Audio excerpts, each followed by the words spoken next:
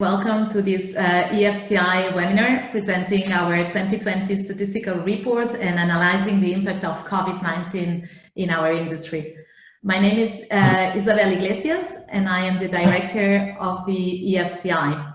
I will be moderating this webinar today and I hope that you can all hear me and see us all well. If it's not the case, please indicate so through the Q&A that you can see below your screen. The Q&A will also remain open throughout this next hour so that you can convey to us your questions that I will then ask to the speakers as we move forward in the different interventions of today. Thanks for indicating as well your name when you write your questions. I will quickly introduce the speakers that you see in your screen now. You can see Juan Díaz de los Ríos, President of the EFCI and also of the Spanish Association for Professional Cleaning, ASPEL. Barry Kitts, Senior Manager of AKP Remonet, who is the author and coordinator of the report that we are presenting today and also of the trend report that we presented 1 year ago on the evolution of the industry between 1995 and 2016. Sorry. We also welcome Michelle Marshall, editor of the European Cleaning Journal, Frank Veneman, CFO of the Dutch Association for Cleaning Research and Managing Director of MGB Europe, and Peter Ankerstene, Chair of the Board of the International Facility Management Association, IFMA, and Global Lead FM and Employee Experience at Jones Lang LaSalle. We want to say thanks already to all the speakers for being here today, for having accepted us, our invitation to exchange again today on the future of the sector, especially after the COVID-19 pandemic. 1 year ago, we invited them all to express their views on the past and the evolution, and especially the future of our sector during EFCI's 2020 conference. And we thought that it was very interesting that today, after we presented our latest report on the statistics of the sector, that we took the conversation of last year where they left it and that they exchanged on their views on the present and the future of the sector through this very crucial period. Before going into what occupies us today, which is the presentation of the report and this exchange with our expert, I will now pass the floor to our president, Juan Díaz de los Ríos, who will welcome all the participants in this webinar from on behalf of the EFCI. Juan. Thank you, Isabel. Good morning to everybody. Dear EFCI members and colleagues, we are really very happy to welcome you back for the online presentation of the EFCI 2020 annual survey. Almost 1 year after EFCI's conference, you remember cleaning and facility services shaping the industry for the future. And even if under very different circumstances that we have now, we are happy to present our new statistical report, and it couldn't be presented without putting it into the context of the COVID-19 pandemic and its crucial impact on the sector. Despite the unfortunate circumstances, it is due to the crucial role of the cleaning industry is now being widely acknowledged by the European institutions and also national governments after having suffered from invisibility for many years. Among others, our services have been recognized as essential by many European governments during the pandemic.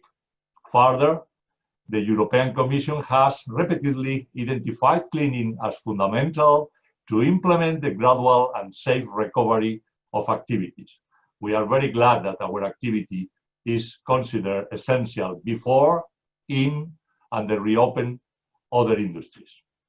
While faced with the negative impact of the COVID-19 containment measures, the sector has been assigned as a fundamental role and must be up to the challenge in order to ensure a safe pathway to the new normal. They call it new normal. Amidst the uncertainty of our times, it is important to remember the growth and resilience that characterized the industry over the last 2 decades.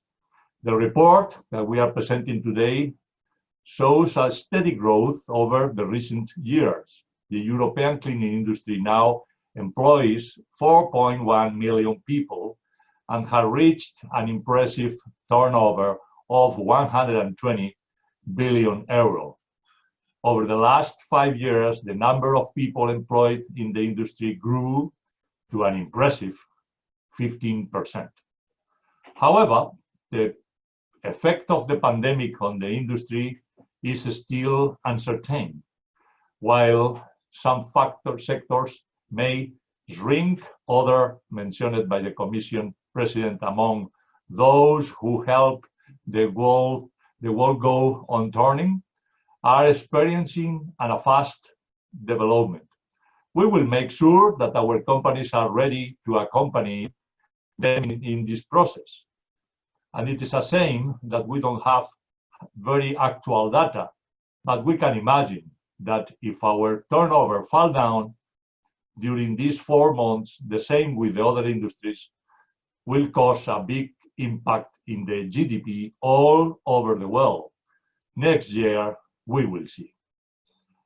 At the EFCI, we will continue working to support the cleaning and facility services sector from an European Union perspective by advocating for our industry needs and promoting them before all our stakeholders and fellow citizens. And on this note, I now give the floor to our friend Barry Kitts, Senior Manager Remunet, who will present much more than me and in detail the 2020 report data. Please, Mr. Barry, you have the floor. Thank you very much for your kind words. I hope everyone is able to see my screen at this moment. And with that, actually, I would like to start also thanking EFCI and thanking Isabel for working with us again to prepare this report together, I must say, and also have me again participate in this session. I think, as the President also mentioned, it's strange to recognize how much the COVID-19 pandemic changed and affected every one of us and also the industry. And as you know, my team and I, we love working on data together with you, but also data is often looking back. So in my presentation today, we will look back and we will see how the industry developed, but we will also look forward and we will look into how the pandemic may affect the industry. For those who attended the conference last year, you may remember that the impressive development essentially of the European cleaning industry over the last 2 decades. Compared to the European GDP, it is really clear to see how fast the industry actually grew, tripling since 1995. Now, over the last years, we saw that the industry continued to grow, with on average 5%, now reaching a total of 120 billion euros. The growth rates actually developed, goes a bit too fast, sorry about that. The growth rates differed across Europe, but most large countries actually showed a moderate to strong turnover. Among these countries, when we are zooming in a bit into Europe, we actually see that among those fast-growing countries are Spain, Portugal, United Kingdom and the Netherlands, all having turnover growth of over 5%. We saw more moderate increases of 2 to 5% in, for example, France, Italy, Germany and the Nordic countries. Lower growth rates were observed in some countries such as Ireland, Poland and Estonia. And some countries even had a minor decrease in the total turnover. Those were Switzerland, Greece and Belgium. The largest five countries, being Germany, the United Kingdom, France, Italy and Spain, still make up for 70% of the total turnover of the industry in Europe. It's a tremendous amount. Well, with the development of the industry, also the number of people employed increased substantially. Again, comparing this with the overall European employment rates, we very well see how fast the industry grew. Over the last 2 decades, as you see here, it almost doubled for the cleaning industry, whereas the European overall employment rate only increased with 20%. Now, also referring to the earlier mentioned numbers by the EFCI president, over the last 5 years, we still saw an impressive growth, an increase of 15% in the number of people employed in the industry, now reaching over 4.1 million people.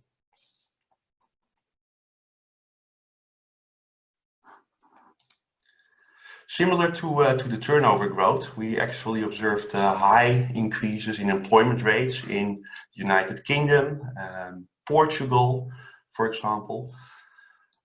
More moderate increases were observed in Spain, Italy, and even smaller increases were observed in the Netherlands and in Germany.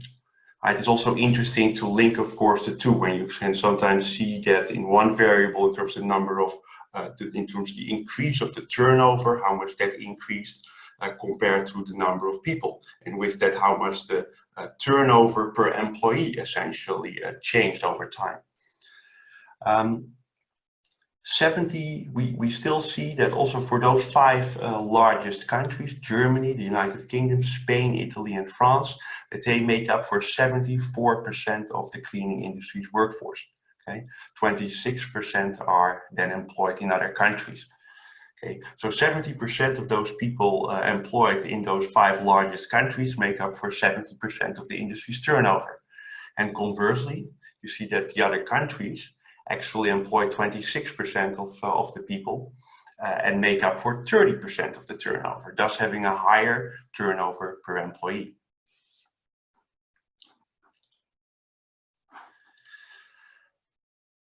Now, that was enough looking back. Let's also look forward and discuss how the pandemic may affect the industry. And let me start with expressing that there's of course great uncertainty on the length and also the depth of the crisis. And of course, members already had some data available, but I think that only in some months or maybe even over a year, we will see the true effect of the pandemic. All right, so although we have seen some early numbers of maybe a temporary loss of revenues of maybe up to 50%, we must of course see how that will be over a period of a year. We do know that in this period, cancellation of projects and for example, delays in payments are impacting the industry. And especially small and mid-sized enterprises with fewer than 250 employees are often affected by this. Okay? We therefore also chose in this presentation to focus a bit on how much employees will be affected. In Germany, we see that small and mid-sized enterprises actually make up for 47% of the industry's workforce, totaling 500,000 employees. Okay, and also in other large countries, we actually see similar numbers. Okay, in France, the amount is somewhat smaller, 48%, 49% in Spain, but in Italy, it actually makes up for 53% in terms of the number of workforce working at small and mid-sized enterprises with below 250 employees. And we do know that, of course, large enterprises will obviously also be hit very hard by the pandemic. But it is also an incredible amount that could be hit on the short term due to liquidity issues, for example. Also, for those who attended last year as well, I wanted to highlight again the diversification. And last year, we researched what led to the success of the industry, and that actually was the diversification. And I think that diversification is also what will be important now in terms of where you get your income from. Nonetheless, we do see that still, for example, for offices, 40 or 45% of the industry's revenues come from office cleaning. So that is still, of course, an astonishing amount. And it goes without saying, I must say, that offices, given that offices and shops almost entirely closed down overnight, and that, of course, we were now in the process of opening up, but activities are still significantly slowed down. And that, of course, will affect the cleaning industry definitely. Over the last decades, we actually saw that office space has been optimized to the extreme. And overnight, almost overnight, we saw that companies suddenly had to make remote working possible for an incredible share of their employees. I think we would not have been able to foresee the incredible amount of people that would be working from home this year, just some months ago. According to our research, actually, and also a variety of the industries that we serve, we actually see that almost all companies massively implemented remote working for all their office staff. And also looking forward, we were able to identify that about 40% of the work could be done from home in the future. And although companies are, of course, now reopening again, and we do see, of course, that fewer people can return back to the office. Why? Because of social distancing. Okay, but also a lot of people will enjoy the working from home, or maybe working remote from other locations in the future, if time allows again. But that raises the question, how much of the office space will be used in the future? Right? And for example, we already saw, especially technology companies, that already announced that remote working will be possible in the future, more than that they recognized maybe a year ago. So one example, Open Office, they even announced to implement a hybrid model and to only reopen 50% of their physical locations. It's interesting, of course, to see also how that will affect the industry on the short term, next couple of months, but also, of course, on the longer term, how the changed work environment and workplace will have an effect on the cleaning industry.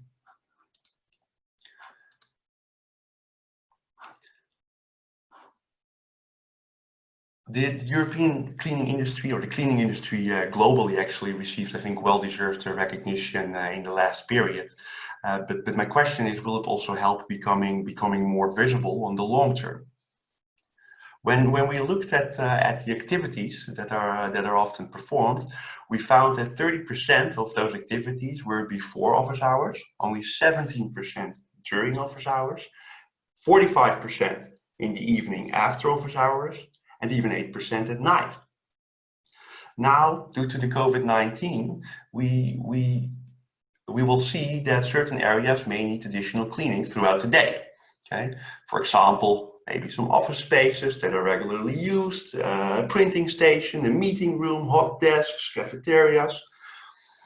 And well, my question actually to the panel maybe is, and with that I would also like to come to the end of my presentation, but my question would be, is what kind of cleaning activities during the day will there be a need for, and will we therefore be able to see a shift in how it is perceived by other office staff that this happens during regular working hours? Right? And does this help also in terms of the visibility of the industry? Thank you very much. That is a little bit of looking back into how the industry developed, but also a little bit of looking forward with some questions that I hope the other panel members will be able to answer as well.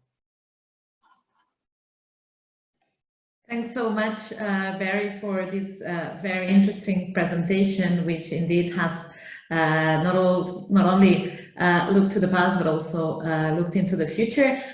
You have just launched a very relevant question, which I wanted to raise myself later on, but maybe we can start with that one. I wanted actually to first give the floor to Michelle, and I think that she will be in a very good position to maybe expose her views on how does she see this impact on the visibility of the industry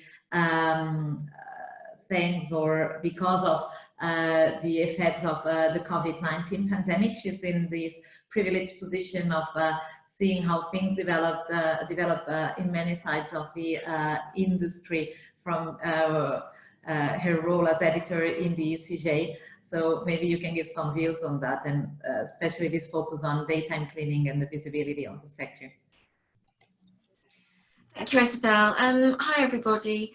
Yes, we've certainly observed, from my point of view, that cleaning is certainly being spoken about in the wider world a great deal. We see it now in regular everyday press. We see people talking about cleaning, which we never saw before. And that's very encouraging because our role has been acknowledged, and also the amount of responsibility that our industry does bear in helping everybody return to some sort of normal. We mustn't forget, of course, that even at the height of the pandemic, our cleaning staff were so crucial in hospitals and other healthcare facilities where they were literally performing life-saving work. Now it's different, and for many companies, it's been a really difficult time, as Barry was saying, and just coming through this crisis is going to be really hard. But what we're seeing already is that hotels, tourist organizations, shopping malls, everybody is talking about their new heightened cleaning regimes and protocols. So again, it will be very interesting to see how that will translate into everyday life in terms of the visibility of cleaners. Do people want to see cleaning staff more visible in their premises? Will they pay and recognize that those services are now so valuable, that cleaning is now not just something that looks good, it's actually really crucial in the health and well-being of building occupants. So it'll be interesting to see if we see this continue, this recognition, this respect for our industry. Indeed, those are all very, very relevant points, and that will need to be encompassed, we believe, with the right technical implementation of all the new hygiene and disinfection or sanitization needs. And this leads me to a question that I wanted to put to Frank Veneman. Last year, Frank, you were pointing at the microfiber and the adaptation of the microfiber as one of the most relevant elements for our industry over nearly 20 years. But in your view, what's the technical impact of COVID-19 on our sector, and do you think that this impact will be lasting? The biggest difference, of course, is last year I talked about microfiber as an example of steady but slow innovation in the cleaning industry.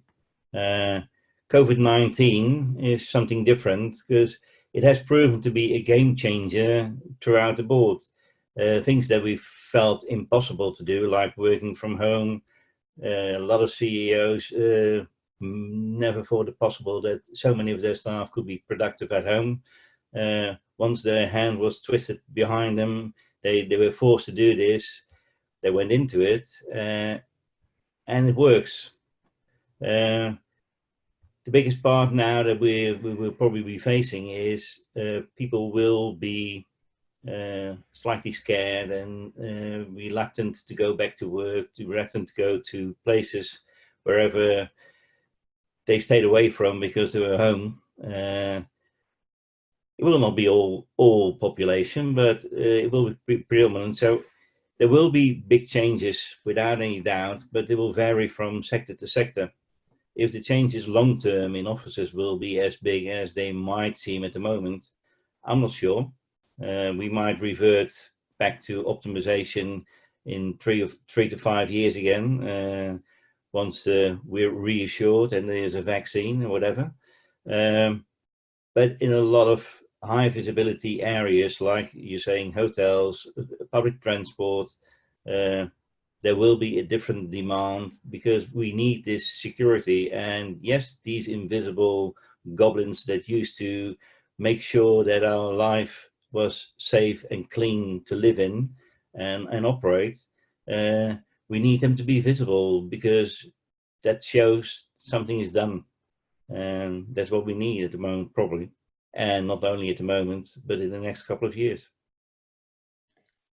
And Frank, when preparing for this webinar, we exchanged briefly on disinfection versus regular cleaning, and on this increased sudden demand for general disinfection versus regular cleaning, etc.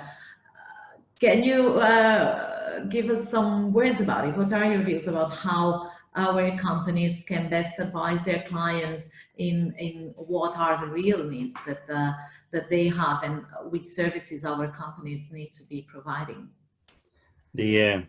This demand, of course, comes from the same source: the insecurity and the feel of insecurity that people have, and there is a tendency, and commercially probably it's okay.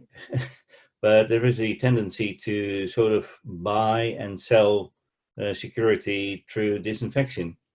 But the proper rule, at least in healthcare, certainly, but it should not only be in healthcare.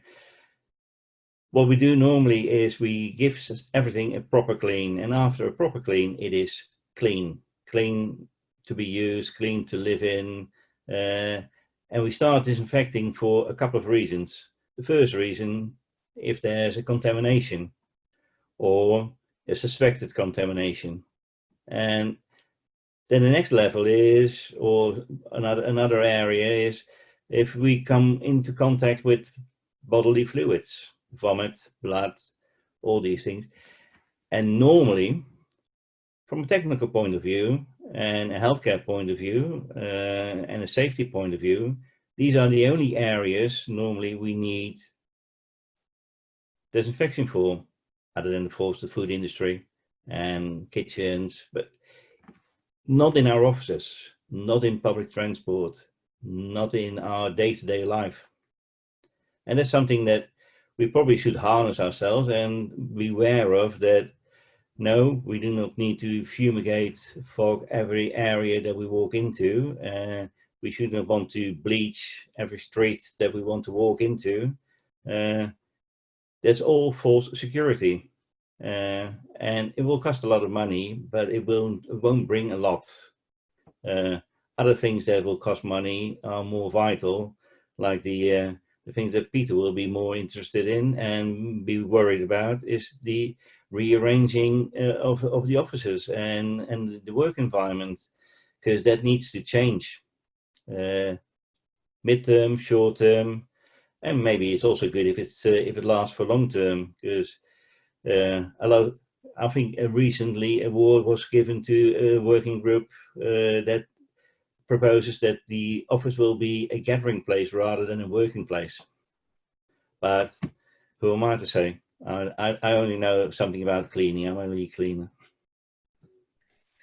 Thank you, Frank, for this and for having introduced my next question already that goes evidently to Peter. So Peter, what's your assessment of the impact of COVID-19 in our sector, and how will the workspace of the future be, and how will cleaning companies adapt or should adapt to the new reality that is coming very rapidly?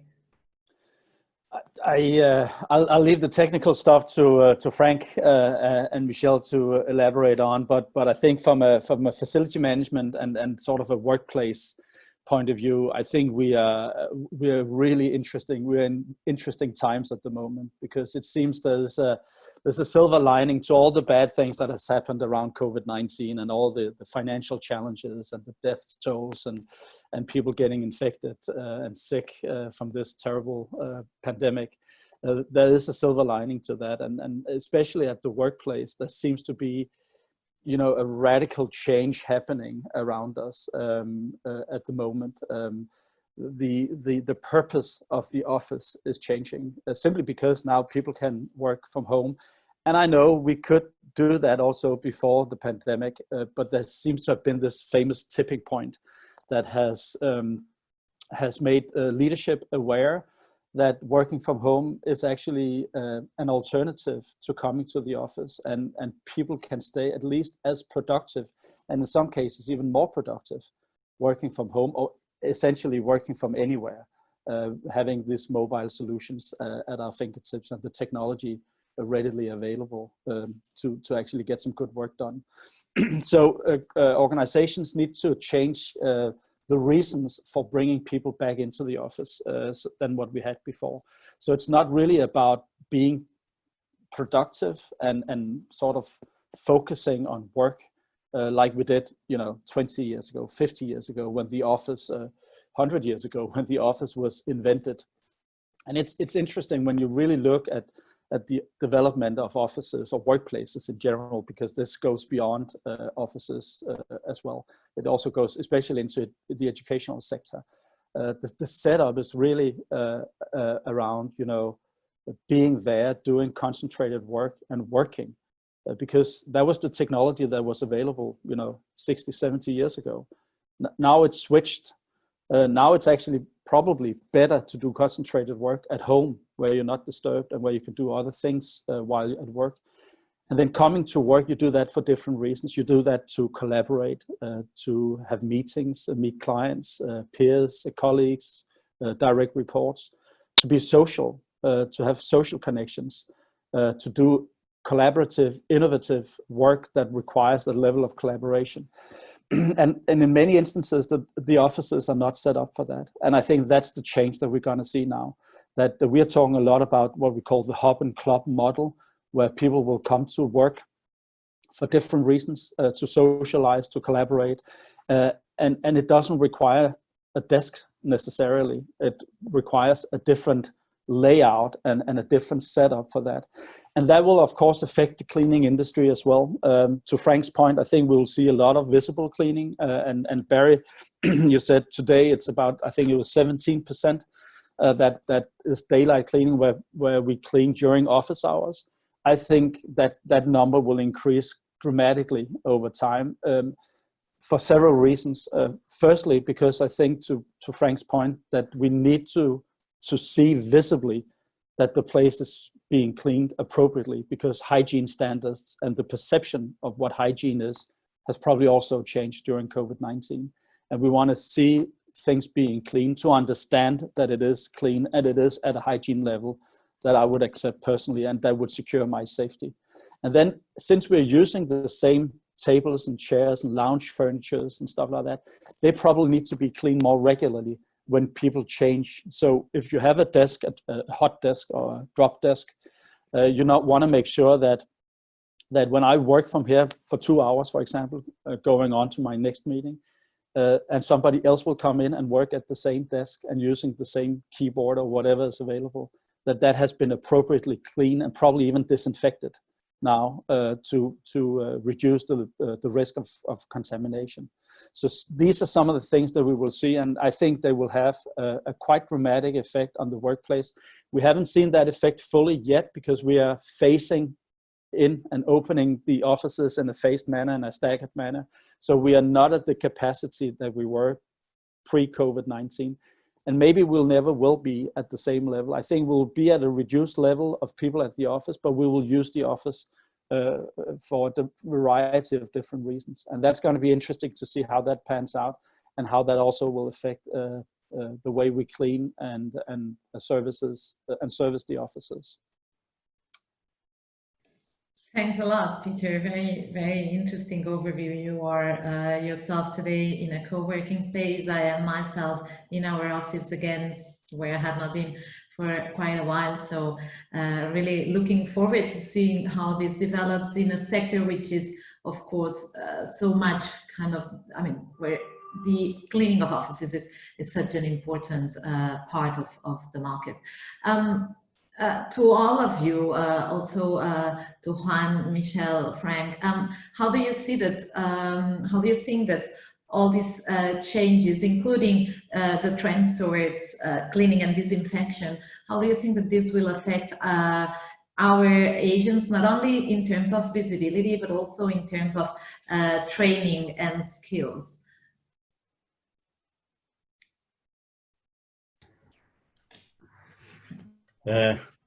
I think predominantly the cleaners are already well trained to do what they're supposed to be doing, and that's now and that's going to be in the future. So I don't think that's going to be the biggest change. It's not for me at least.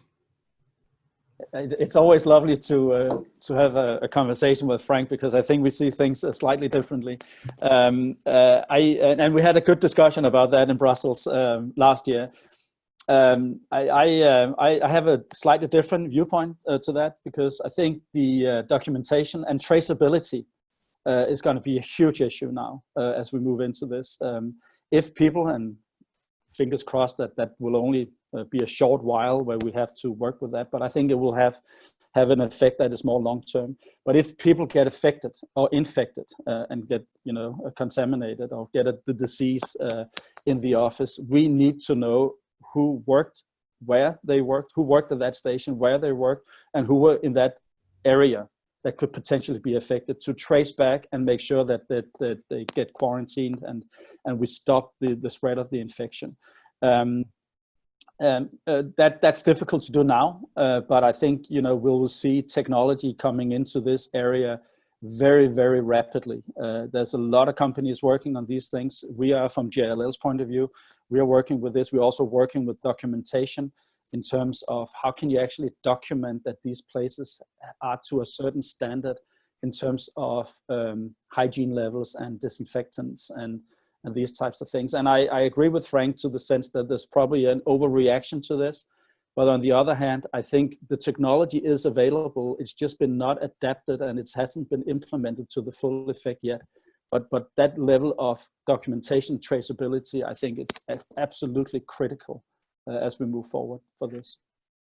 Not to be shocking you, but I tend to agree with you that at least what found it difficult also to get its place into cleaning and the workplace is, yes, we talked a lot about Internet of Things, sensor technology, but the biggest part holding us back was that, yes, we might be gathering data, but what was we going to be doing with the data?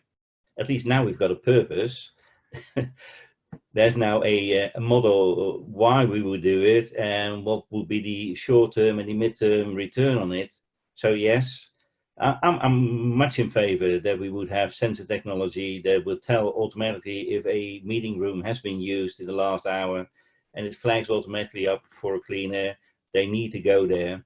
But who would want to invest in this and pay for this half a year ago? So yes, it's game changers, and I'm in favor of it. And although it might be the wrong trigger moment for it, or the wrong reason why this is all happening, the fact that it is happening and that all these changes that we've been talking about for 5 to 10 years now seem feasible and doable and going to happen, I'm in favor. I'm not that old. If I may just comment, Isabel, because I think it's good. I think we see that eye to eye, Frank and I. That's great, and I think it will have an effect on the education. And that was the point I was making before. That you know, our cleaners and they've been well educated in terms and trained in terms of the methods and the technologies that we're currently using. But I think it will require a different level of training and to be able to have that level of documentation and traceability that we can work with, and also the self-testing or self-documenting. The level of the hygiene levels that we're working with, and that we can be able to submit those types of reports and that level of documentation that we're talking about here. But there's another issue, and if you want to be fully able to trace individuals from where they've been working and you know, who have been in that area, it's no longer enough just to acknowledge that somebody has been in a meeting room and it needs to be cleaned. Now we will also need to know who has been in that meeting room or been at that desk, and who has actually been next to them in that area. And that conflicts with the GDPR rules in Europe now, that there is an issue that we need to work through here, not only for this, you know, for the integrity of data and the ability to opt out and make sure that, you know, we don't misuse the data, but now it's a safety issue, and it wasn't before. So the GDPR rules probably is something that is preventing us to do that full traceability of individuals or where they have been. And there may be an area where we need to look into this in order to make sure that we have the safety of our workplace. If an individual gets contaminated, we need to know who that person is, so we can close off the office, or we can stop the string of contamination and understand who has been infected or who has been exposed to that individual before. So I think those are some of the issues that we probably won't be able to solve short term, but it is something we need to look at. Unfortunately, I think, you know, we had SARS in 2007 or when it was 6, 7, maybe before. Now we have COVID-19. It's probably not the last virus or pandemic that we'll see in the world. So that level of resilience and emergency preparedness is probably something that we need to work with on a long-term basis, and have the right methods and systems and technologies in place to prevent us from going into the same lockdown and the same catastrophe mode that most of the world has been in, at least since February, March this year.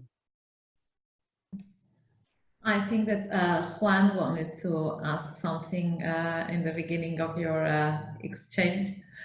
Yeah, well, yes, just to say something from the point of view of the operator's company. I think following the data that Barry presented today to us, looking to the segments that we have in the cleaning industry, that 45% is our offices, and some of other percentage are in hospitals and so on. So from this point of view of the operators, I think to be prepared in the strategy of the companies, the cleaning companies, I think is very helpful just to look to this picture, and then try to say what will happen in the next.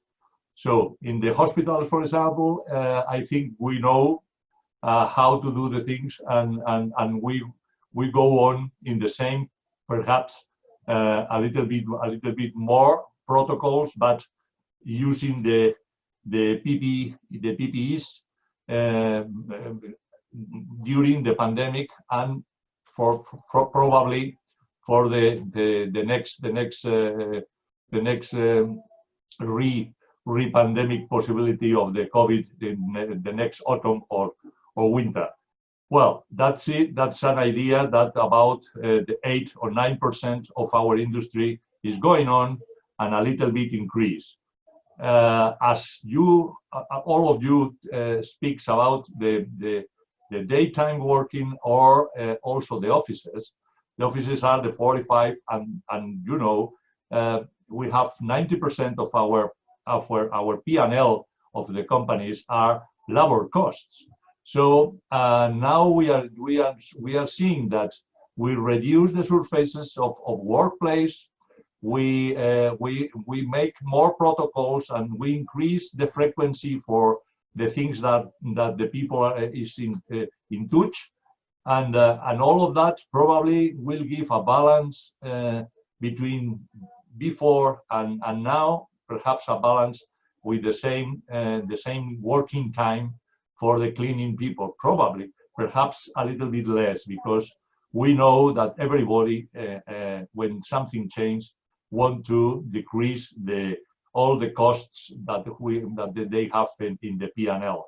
So I think particularly, for example, in all the food industry will increase a lot, and also in the others. And I completely agree with Frank about the visibility of our industry, because the visibility now is equal to safety. So all the things that you are looking for, so the cleaning people is you can see that what the cleaning people is doing is your safety for the next. But in my opinion, we in the end of that, in a couple of years, probably we will see the turnover. But the turnover, I think we will not reach again our data that we present today for 2019 or 2018. I think it's probably will be less. So we will reduce the turnover, and also the industry, I think, reduce, but more visible, but more technical, more professional, with all the technologies applied and so on. But it's positive, but I don't know exactly the point of the balance, but probably less, because every crisis you lose something. And in our industry, I think we will lose. We will be more professional. Perhaps we can make an increase of our prices, but I'm not sure. Thank you. Juan was very rightly pointing. Yeah, I see Michelle, that I may just add something which Michelle will also like to comment, which is, as Juan was rightly pointing, do you think that this crisis will lead to our clients to finally, if I may put it between brackets, focus on quality when they purchase cleaning services? Will this crisis help putting their focus on other criteria than price when selecting cleaning services? Michelle, please. Isabel, I was going to make a similar point to you. You know, will cleaning be recognised as the profession it is? Will there be a desire to pay higher prices? But also, I was going to ask Isabel and Juan about your experiences dealing with the European institutions.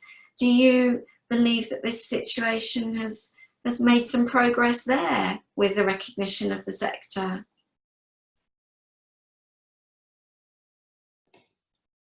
Juan, please, I'll give you the floor.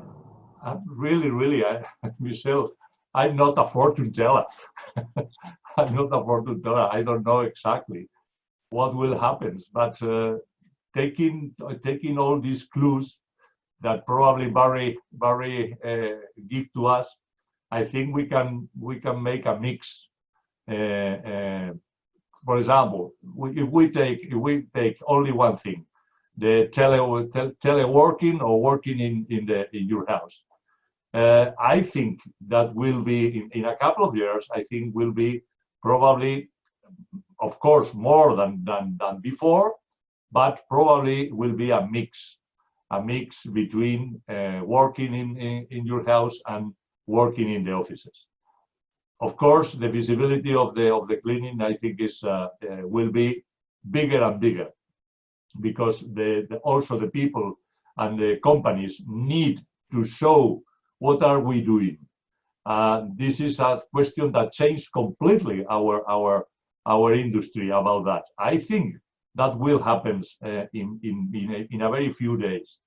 But because everybody is speaking, as you told Michelle in the beginning, say, well, I know that all the tourism and hotels are giving to the clients, sending mails about safety, the safety, the work, how to do the things, the protocols, and also make a lot of many words about cleaning, many words about cleaning. So they have to show to the clients how we are doing the things. Before, they don't like it. Before, they don't like it because the cleaning people are hidden, completely hidden. And we are invisibility. And also in your country, Michelle, it's, well, I took this name of some news say about our industry, say the hidden or the invisible work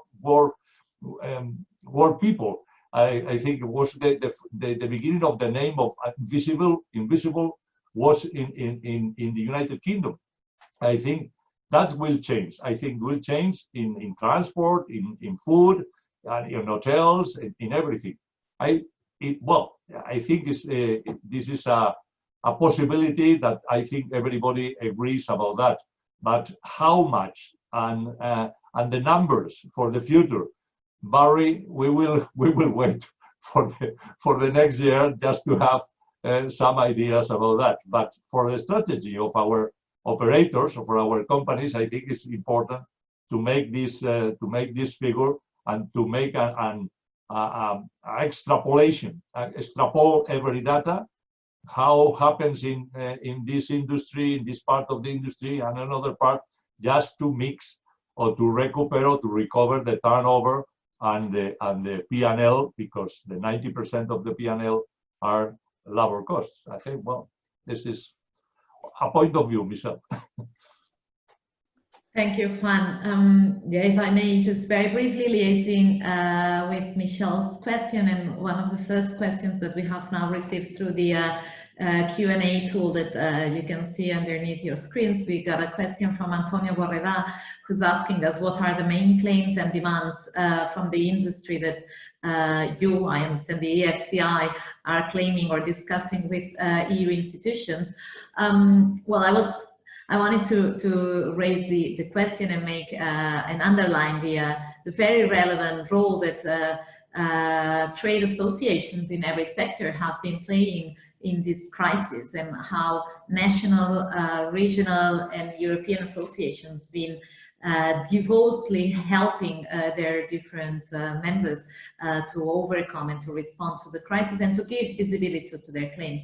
In that, from the EFCI, together with our members, we have been issuing different statements that you may have been following. They are all in a dedicated website, in our websites, dedicated to all of our activities and our members' activities on COVID-19. And we have tried to convey that all to the European institutions, who I believe are now indeed acknowledging more the relevance of our sector. We have received nice words from President von der Leyen, who has always mentioned cleaners in her speeches. We have received very positive letters from Director Generals of the Commission when we were transmitting the urgent needs of our sector for PPEs during the crisis, for support in terms of flexible unemployment schemes to help companies overcome the lockdowns, etc. And now, and I wanted to mention this at the end of the webinar, but I think like this will provide the reply to Antonio Borreda from Spain.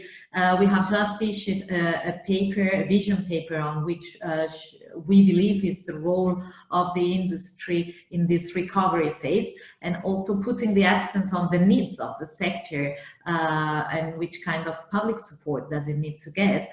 And the focus there always comes to quality and shifting the focus on quality when purchasing cleaning services. Sorry.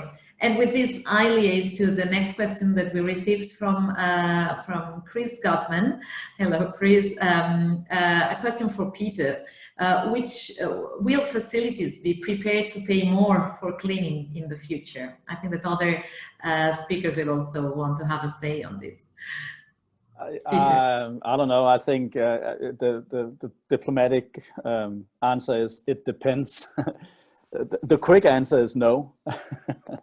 I mean, what I mean by it depends is that if cleaning hasn't changed pre-COVID-19, then the answer is no. Why should we? And why would we? But I think there's a lot of opportunity for differentiating, as Barry was also saying in the beginning. There's a lot of opportunity for differentiating. If you talk about hospitals, the answer would be yes, because they have to. They have to get to a higher standard. They have to get to a higher quality of cleaning, and they have to have that documentation better prepared than what we have today. So I think it depends a little bit on the industry where you are. Schools, educational sector, the same. Offices, I don't know. Other areas, industry, production facilities, probably not. But I think the opportunity also of introducing new technology, driving up efficiency of cleaning, be going more from input specification towards outcome specifications on cleaning, would probably not increase prices, but will increase bottom line for the cleaning companies. And that's what it's all about, really. Who would be interesting? I think in every aspect of our life, we expect prices over time to go downwards. Nobody expects them to go up unless there's an added value. So we have to focus on the added value in the cleaning industry. And then I think the cleaning companies will have to focus more on the bottom line rather than increasing prices. And there are other ways of increasing your bottom line. One is to get a higher level of efficiency by using new technology and using new methods, using outcome and output specifications rather than input. I think some of these issues definitely needs to be discussed in order to drive that change that Mr. Goodman is looking for in his question. Thank you, Peter. Any more reactions onto pricing, quality, how can we see that being impacted positively, hopefully, for our sector after this crisis? Michelle, go ahead. I just wanted to sort of, it's a side issue, but it's related. You know, we're all talking about how standards are going to be different in workplaces or hotels or any public space where we're all looking for security and safety. Maybe Frank can help with this. Who's deciding what those standards are and what those protocols are going forward? You know, that hotels are telling us about, that big buildings are telling us about. Who's putting those in place and formulating them? I'm not sure that I know who does it for the hotels, other than I also get the notices from CEOs from big hotel chains where they are reassuring me it's safe to come to their hotel. And in a way, what they're promising, from my point of view, is an increase of cleaning activities. So yes, we might seek other directions and optimize the already very much optimized in some countries cleaning. I don't want to get into the 550 to 600 square meter production rates that some companies are already selling in some places. There will be an increase in demand, and demand that has a higher quality. And if that is translated into higher prices, well, if you leave it up to procurement, no. If you leave it up to what is reality, and if it's a real increase in productivity, then it should come down. If it's a real increase in what you're delivering, it seems normal that at least you don't go down on price, but you might even go up. There will be more demand. There's so many contact points that have been left out in the past. Who cares about in January? Who would have minded that corridors are cleaned once a week? And a contact point in the corridor is cleaned once a week. Nobody would have minded.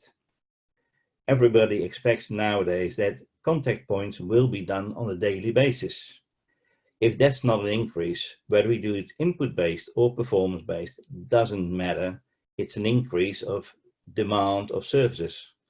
And that, at least on short notice, will create a higher price. But the big insecurity, of course, is will the offices and will the places that we deliver be as open as they were, and will they have the same square meterage? I hope that Peter's first statement is true, that we will reduce on density and we will reduce on the optimization. What I found with some of my clients, at least, is that they are reducing the number of locations they've got open, or they are only opening bigger locations and they're concentrating. So the bottom line, at least for 50% of my clients at the moment, is that my prediction is that they will have 30% less office space in the second half of this year.